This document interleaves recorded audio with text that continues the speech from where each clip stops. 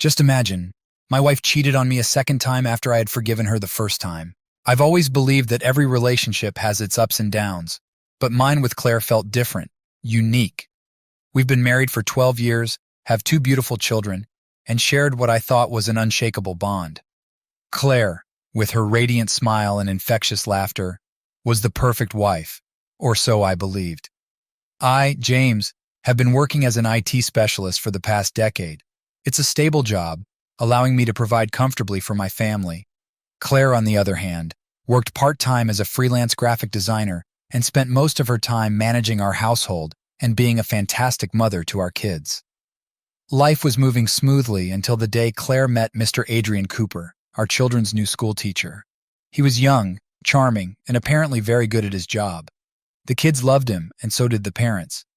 Claire seemed particularly taken with him, always speaking highly of his teaching methods and his dedication to the students. I didn't think much of it initially. Claire had always been enthusiastic about the kids' education, but soon I noticed subtle changes in her behavior. She started dressing up a bit more, spending extra time on her makeup before heading to the school for PTA meetings or to pick up the kids. She became more secretive with her phone, always keeping it close and quickly swiping away notifications when I was around. One evening as we were having dinner, Claire mentioned that she had joined a new book club that met every Wednesday evening. I was a bit surprised since she had never shown much interest in book clubs before, but I was supportive. Claire deserved some time for herself, and if this was her way of unwinding, then so be it. However, as weeks passed, I began to notice inconsistencies. On one of her book club nights, I decided to call her, needing to ask a quick question about our daughter's upcoming school project. Her phone went straight to voicemail. Later that evening, when she came home, I casually asked about her book club meeting. She seemed flustered, but quickly composed herself, giving me a rehearsed-sounding summary of the book they were supposedly discussing. Curiosity gnawed at me. I trusted Claire, but something didn't feel right. I decided to check her phone the next time she left it unattended. My heart pounded as I scrolled through her messages and emails. Nothing seemed out of the ordinary until I stumbled upon a hidden folder in her photo gallery. It contained dozens of selfies, most of which she had taken in the car, looking a bit too dolled up for a simple book club meeting. What really caught my attention was a picture of Claire and Adrien Cooper, taken in what looked like a cozy corner of a cafe. They were sitting close, too close, with Adrien's hand casually resting on Claire's knee. My stomach churned as doubts transformed into a sickening certainty. That night, as Claire slept peacefully beside me, I lay awake, grappling with the possibility of betrayal. The perfect facade of our marriage was beginning to crack, and I wasn't sure if I was ready to face what lay beneath. The next morning, I could barely look at Claire without feeling a mixture of anger and confusion. She seemed so carefree, bustling around the kitchen, preparing breakfast for the kids, and chatting away as if nothing was amiss. I felt like an outsider in my own home, watching a performance put on for my benefit. I decided to investigate further before confronting her. Perhaps I was overreacting. Maybe there was a reasonable explanation for the photo, but deep down, I feared the worst. Over the next few days, I paid closer attention to Claire's behavior. She continued her routine, seemingly unaware of my growing suspicion. She left for her supposed book club meetings every Wednesday, always coming back late, smelling faintly of a cologne that wasn't mine. One afternoon, I decided to take a half-day off from work without telling Claire. I waited until she left for her book club and followed her. My heart raced as I trailed her car, making sure to keep a safe distance. She drove across town, far from the location she had mentioned for her book club. My pulse quickened as she pulled into the parking lot of a quaint little cafe, the same one from the picture. I watched from a distance, my breath hitching as I saw her meet Adrien Cooper at the entrance. They hugged a bit too intimately for mere acquaintances and walked inside, hand in hand. My worst fears were confirmed. Claire wasn't going to a book club, she was having an affair. The world seemed to tilt on its axis. I felt a rush of emotions, anger, betrayal, sadness. But amidst the chaos in my mind, a part of me still needed concrete evidence before confronting her. I needed to know the extent of her betrayal. I took out my phone and snapped a few pictures of them through the cafe window. They were laughing, leaning in close, their faces illuminated by the warm glow of the cafe lights. It was a scene of intimacy, of affection, of a relationship that went far beyond casual friendship. When I got back home, I felt like a ghost drifting through the house. Claire returned a few hours later, all smiles, and kissed me on the cheek as if nothing was wrong. I forced a smile, playing my part, but inside, I was boiling with anger and hurt. The next day, I installed a tracking app on her phone while she was in the shower. It wasn't something I ever thought I would do, but I needed to know the full extent of her deceit. Over the next week, I monitored her movements, confirming my worst suspicions. She met Adrien several times, each encounter more damning than the last. One evening while Claire was out, I decided to go through her emails. Most were mundane, but one thread caught my eye. It was a string of messages between Claire and Adrien, filled with flirtatious banter and innuendos. They spoke about their secret meetings, their excitement about being together, and their plans for the future. I felt like I was suffocating, trapped in a nightmare with no way out. I knew I couldn't keep this to myself any longer. I needed to confront Claire, to hear her side of the story, and decide what to do next. That night, as she came home, I sat her down at the kitchen table. My hands were shaking, my heart pounding in my chest. She looked at me, concerned, sensing something was wrong. "James, what's going on? You look like you've seen a ghost." I took a deep breath, steeling myself for what was to come. "Claire, we need to talk, and this time, I need the truth." Claire's eyes widened in surprise, then narrowed slightly as she tried to gauge my tone. "James, you're scaring me. What is this about?" I placed my phone on the table, the screen displaying one of the photos I had taken of her and Adrien at the cafe. Her face paled and she instinctively reached for the phone, but I pulled it back. "Explain this, Claire," I said, my voice trembling with a mixture of anger and hurt. She looked at the photo, then back at me, her eyes filling with tears. "James, I can explain." "Can you? Because from where I'm standing, it looks like you've been lying to me about your book club meetings. You've been meeting him, haven't you?" Claire's tears began to fall, but I couldn't find it in me to feel sympathy. "It's not what it looks like," she stammered. "Adrien and we just got close because of the kids. He's been helping me with their schoolwork and we started talking more." I shook my head, feeling a surge of anger. "Don't lie to me, Claire. I've seen the messages, the photos. I followed you. I know everything." Her facade crumbled completely. She buried her face in her hands, sobbing. "I'm so sorry, James. I never meant for it to go this far." "How far, Claire? How far did it go?" I demanded, my voice rising. "Did you sleep with him?" She looked up at me, her eyes red and puffy. "It was just once," she whispered. "I swear it was only once." I felt a cold chill run down my spine. The woman I had loved and trusted for so many years had betrayed me in the worst possible way. I stood up, unable to sit still any longer. "When?" I asked, my voice barely a whisper. "It was a few weeks ago," she admitted, "after one of the book club meetings that never was." I felt sick to my stomach. "How could you do this, Claire? To me? To our family?" She reached out to me, but I stepped back, unable to bear her touch. "I made a terrible mistake," she cried.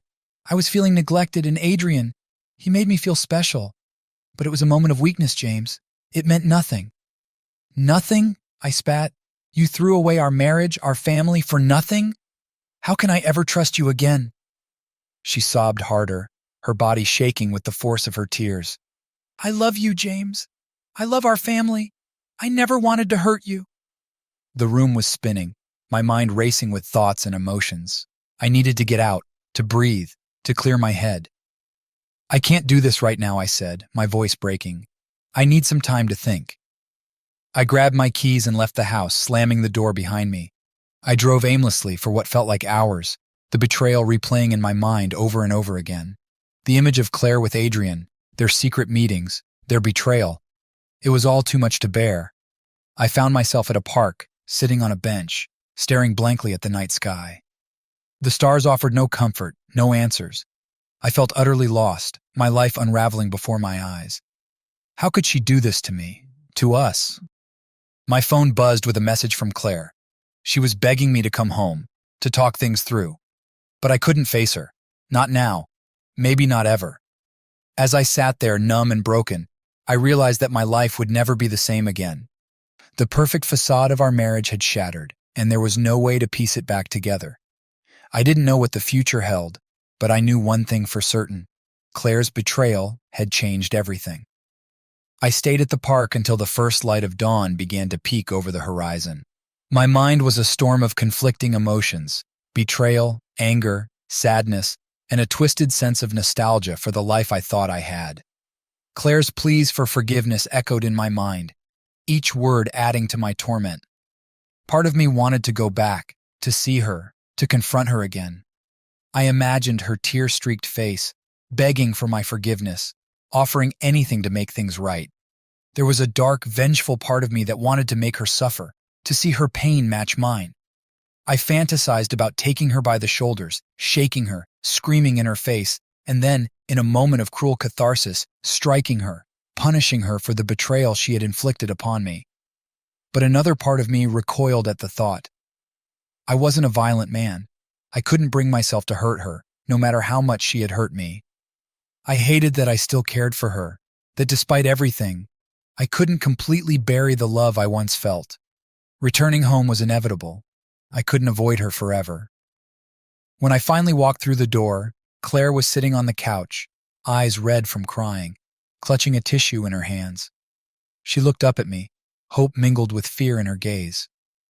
"James," she whispered, her voice raw, "please, can we talk?" I stood in the doorway, feeling the weight of the decision before me. I wanted to scream at her, to make her understand the depth of my pain, but I took a deep breath and forced myself to remain calm. "Fine," I said, my voice flat. "Talk." She started speaking, her words a torrent of apologies and explanations. She told me how she had felt neglected, how Adrien had made her feel special and appreciated. She insisted it was a mistake, a moment of weakness, that she regretted deeply. "I'll do anything to make it right," she said, reaching out to me. "I'll go to therapy. I'll cut all contact with Adrien. Just please, don't leave me. Don't leave our family." I stared at her, my emotions a tangled mess. Part of me wanted to believe her, to forgive her, and try to rebuild what we had. But the wound was too fresh, too deep. The image of her with Adrien, the knowledge of their betrayal, was a poison that had seeped into my soul. "I can't just forget what you did, Claire," I said, my voice breaking. "You broke my trust, and I don't know if it can ever be fixed." She collapsed into sobs, but I felt numb. I needed to do something, anything, to take back control of my life. And that's when my thoughts turned to Adrien. He was the one who had seduced my wife, who had helped shatter my world. He needed to pay for what he had done. The idea of revenge took hold, and I felt a cold, calculating calm wash over me. I wouldn't stoop to violence or anything illegal, but there were other ways to make him suffer. I could ruin his reputation, expose him for the predator he was. If I could make him lose his job, his respectability, then maybe I could find some semblance of justice. "I need some time," I said to Claire, standing up.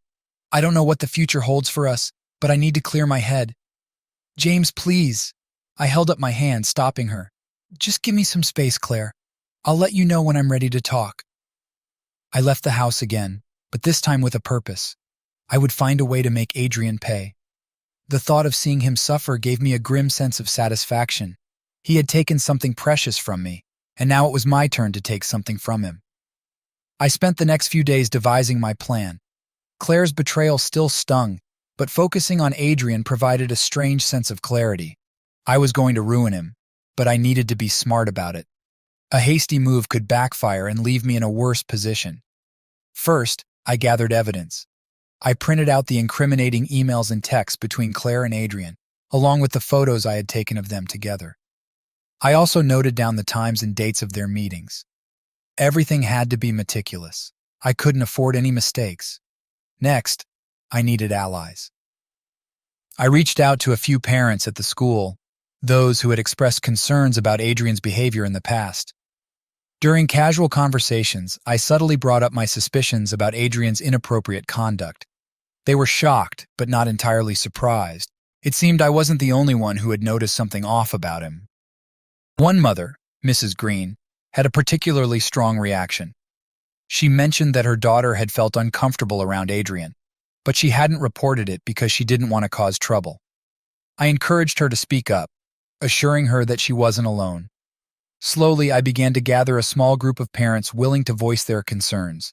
My next move was to compile all the evidence and present it to the school board.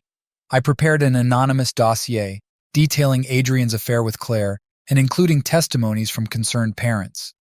I made sure it was comprehensive and irrefutable, leaving no room for doubt. On a cold Monday morning, I walked into the school with my heart pounding. I requested a meeting with the principal and the head of the school board. They were curious but agreed to see me immediately. In the small, sterile conference room, I handed over the dossier. "Mr. Stevens, what is this about?" the principal asked, flipping through the pages. I took a deep breath. "It's about Adrien Cooper. He's been having an affair with my wife, Claire, but it goes beyond that. Several parents have raised concerns about his behavior around their children. I believe he is unfit to be a teacher and should be investigated thoroughly." Their faces paled as they read through the evidence. The principal looked up at me, her expression a mix of shock and anger. "Mr. Stevens, these are serious allegations. If what you're saying is true, this could have severe consequences for Mr. Cooper and the school." I nodded. "I understand, but this needs to be addressed, for the sake of our children and the integrity of the school."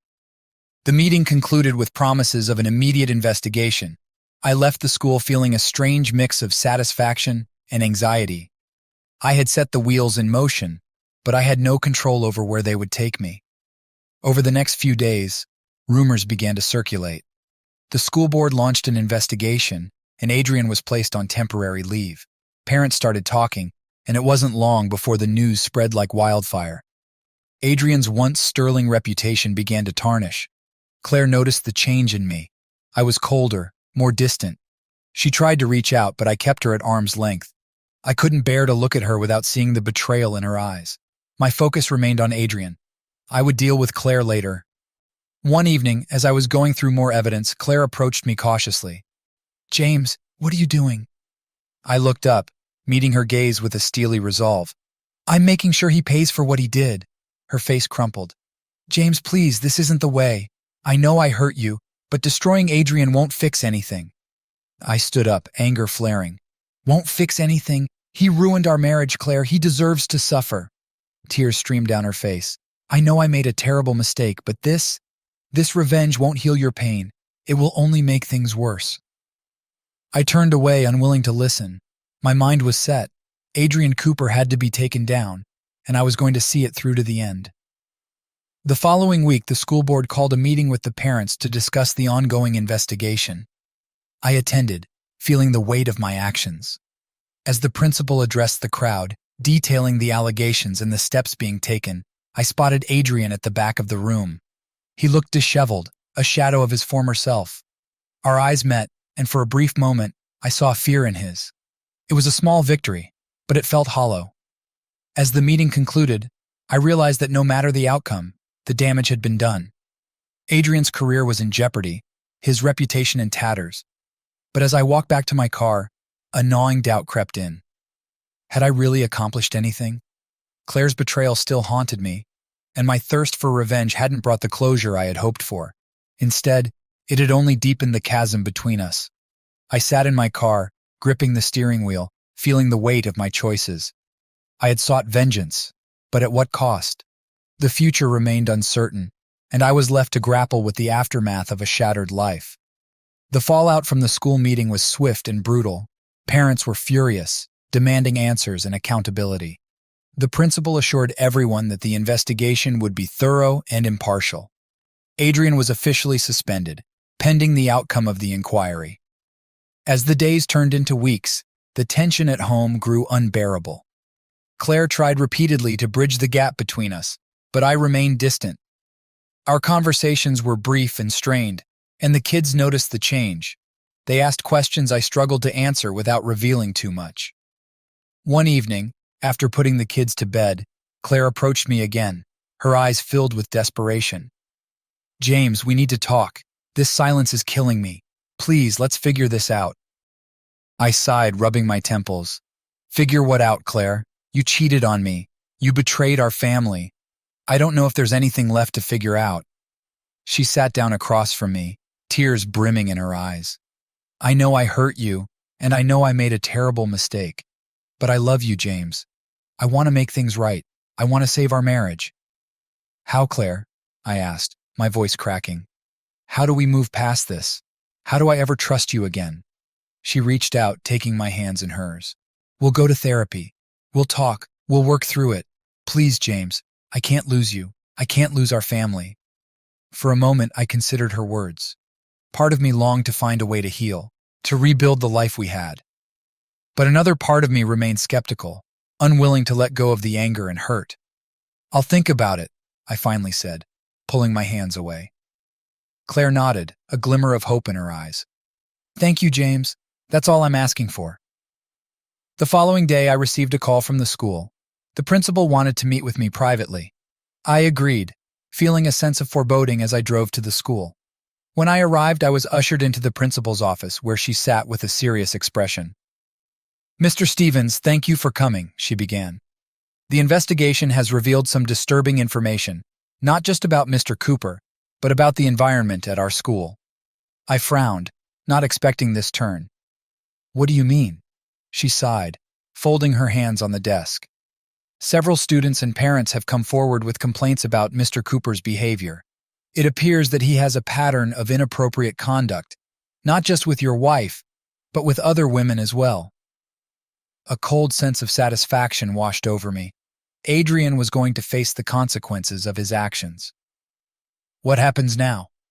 "We're moving forward with disciplinary action, and it's likely Mr. Cooper will be terminated. We also plan to report him to the State Education Board, which could lead to revocation of his teaching license." I nodded, feeling a grim sense of closure. Good, he deserves it. As I left the school, I couldn't help but think about what Claire had said. Maybe therapy was worth a try. Maybe there was a chance to salvage what we had. But deep down, I knew that rebuilding trust would be a long, arduous process. That night, I told Claire about the school's decision. She looked relieved but also deeply saddened. "I never wanted it to come to this," she said softly. "I never wanted to hurt anyone." "Well, you did," I replied, unable to keep the bitterness out of my voice. "You hurt me, you hurt our family, and now Adrien is facing the consequences of his actions too." She nodded, tears streaming down her face. "I know, and I'm so sorry, James. I wish I could take it all back." I looked at her, seeing the genuine remorse in her eyes. "We can try therapy," I said slowly. "But I can't make any promises, Claire. This isn't something that will be fixed overnight." She nodded, a glimmer of hope returning. "Thank you, James. That's all I ask. We'll take it one day at a time." We began therapy the following week. It was awkward and painful, forcing us to confront the raw wounds of betrayal. Our therapist, Dr. Harris, guided us through the process, helping us communicate and understand each other's perspectives. Claire's sincerity and commitment to repairing our relationship were evident, but my heart remained guarded. Trust, once shattered, is not easily mended. Each session felt like an emotional battle, tearing down the walls we had built around our pain. Outside of therapy, life continued. Adrien's termination became public knowledge, and the community's reaction was swift. He lost his job, his reputation in tatters. I heard through the grapevine that he had left town, unable to face the shame and anger directed at him. Claire and I fell into a routine of coexisting, trying to navigate the new reality of our relationship. The kids sensed the tension but were too young to fully understand. I tried to be present for them, to shield them from the worst of it, but it was impossible to hide everything. One evening, after a particularly intense therapy session, Claire and I sat in the living room, a heavy silence between us. She looked at me, her eyes searching for any sign of the man she once knew. "James, do you think we'll ever be okay again?" I took a deep breath, considering her question. "I don't know, Claire. We're trying, and that's something. But it's going to take a lot of time and effort. We have to be honest with each other, and we have to want this to work." She nodded, a flicker of determination in her eyes. "I do want it to work. I love you, James. I always have." For the first time in weeks, I felt a glimmer of hope. Maybe, just maybe, we could find a way to heal. It wouldn't be easy, and the scars of betrayal would never fully fade, but perhaps we could build something new from the wreckage. As I looked at Claire, I realized that revenge had given me a hollow victory. Adrien was gone, but the real battle lay within our home. Rebuilding trust and love would be the hardest fight of all, but it was a fight worth undertaking. I reached out, taking Claire's hand in mine. "We'll take it one day at a time," I said softly, "and we'll see where it leads us." She squeezed my hand, tears of relief and hope in her eyes. "Thank you, James, for giving us a chance." And so we began the slow, painful journey of healing, knowing that the road ahead would be long and uncertain. But for the first time in a long while, I felt a spark of hope that maybe, just maybe, we could find our way back to each other. Update. It's been a year since that fateful day when I discovered Claire's affair with Adrien. We decided to stay together, to give our marriage another chance. Therapy sessions became a regular part of our lives, and for a while it seemed like we were making progress. Claire was remorseful and committed to rebuilding our relationship. I wanted to believe that we could find our way back to each other. But now, I'm not so sure. Over the past few months, I've noticed changes in Claire's behavior that remind me of the time leading up to her affair with Adrien. She's been more secretive, often disappearing for hours with vague explanations. She spends more time on her phone, quickly hiding the screen when I walk into the room. The intimacy we had started to rebuild has begun to fade again.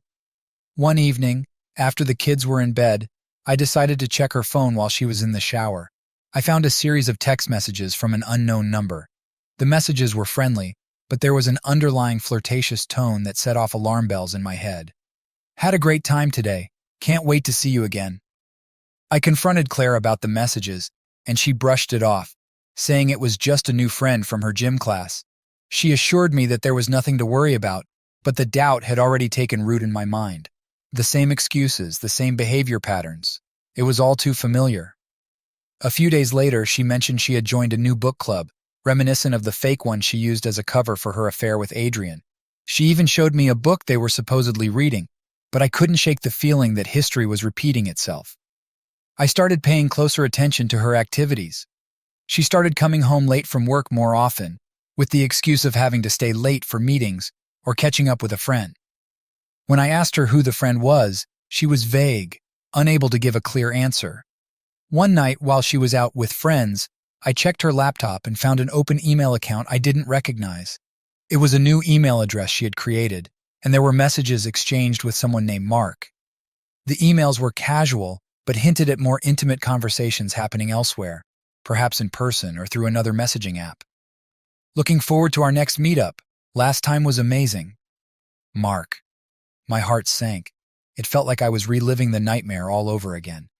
The trust we had been trying to rebuild was crumbling beneath the weight of new suspicions. I didn't confront her immediately. I needed more evidence, more certainty before making any accusations. I've decided to do my own investigation. I'll follow her if I have to, check her phone and emails when she isn't looking, and keep track of her movements. I need to know if she's cheating again, or if my paranoia is getting the better of me. It's a painful, intrusive process, but I need the truth. This time, I'm not going to be caught off guard. If she's cheating again, I need to know so I can make the right decision for myself and for our children. This isn't just about revenge. It's about protecting myself from further hurt and betrayal. I'll write another update soon once I have more information.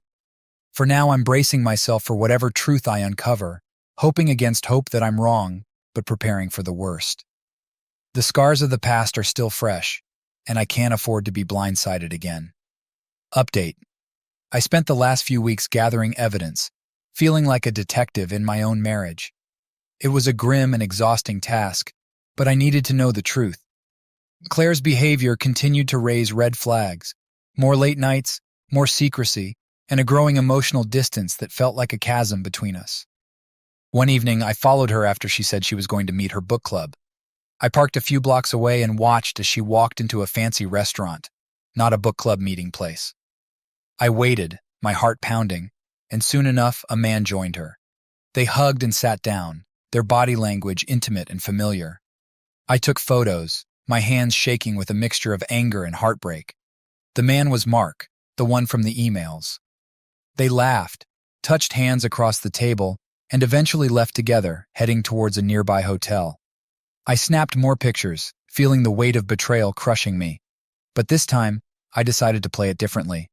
Confronting her in a fit of rage wouldn't accomplish anything. I needed to be strategic, to ensure that my next move would secure my future and protect my children.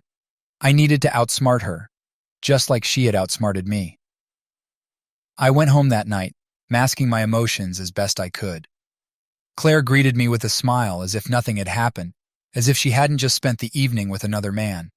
I forced myself to smile back, to play the part of the unsuspecting husband. Over the next few days, I continued to act normally, all the while making preparations. I contacted a lawyer discreetly, gathering information and documenting everything I had discovered. The photos, the emails, the text messages.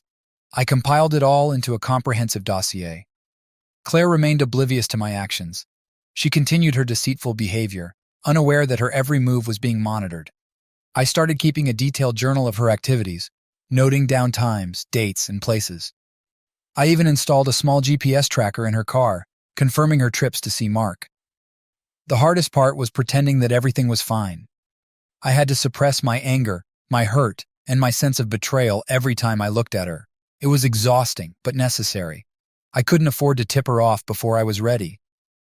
One evening, while Claire was out with friends, I took the opportunity to search her laptop again. I found more incriminating emails, this time with explicit details about their encounters. It was the final nail in the coffin. I knew I had enough evidence to proceed. My lawyer advised me to wait until everything was in place before filing for divorce. We needed to ensure that Claire couldn't manipulate the situation or hide assets. I followed his advice, continuing to gather evidence and bide my time. As the weeks went by, I became more resolute. Claire's betrayal had shattered any remaining trust I had in her. People don't change. Not really. They just find new ways to deceive. I realized that hoping for her to change had been a mistake. One night, as I lay in bed next to Claire, I reflected on the past year. I had given her another chance, believing that our love could survive the betrayal. But I had been wrong. Trust, once broken, is not easily mended. And now it was broken beyond repair. Am I a fool for believing my wife again after the first cheating? Was it naive to think that she could change? Or is it simply human nature to give the people we love another chance, even when they don't deserve it? I don't have all the answers, but I know one thing for sure. I won't let myself be hurt again. Filing for divorce is my way of taking control, of protecting myself and my children from further pain. Claire can live with the consequences of her actions, and I will move forward, stronger and wiser. Update. It's been a month since I filed for divorce. I did it quietly, without tipping Claire off, ensuring that every step was carefully planned and executed. The day I finally handed the papers to my lawyer was both a relief and a new kind of pain. The reality of ending a 13-year marriage, despite everything, weighed heavily on me. Claire was blindsided when she was served the divorce papers. She came home in tears, clutching the documents, looking at me with a mix of confusion and betrayal. "James, what is this?" she asked, her voice trembling. "Why are you doing this?" I looked at her, my expression cold and resolute. "I know about Mark, Claire. I know everything. The restaurant, the hotel, the emails, everything. I gave you a second chance and you threw it away. There's nothing left to save." Her face crumpled, and she collapsed onto the couch, sobbing uncontrollably. But this time, her tears didn't move me. I was done being manipulated, done being deceived. "How long?" she whispered through her tears. "How long have you known?" "Long enough," I replied. "Long enough to know that you haven't changed and you never will." She tried to plead her case, to offer excuses and apologies, but I stood firm. The trust was gone, the love was tainted, and there was no going back.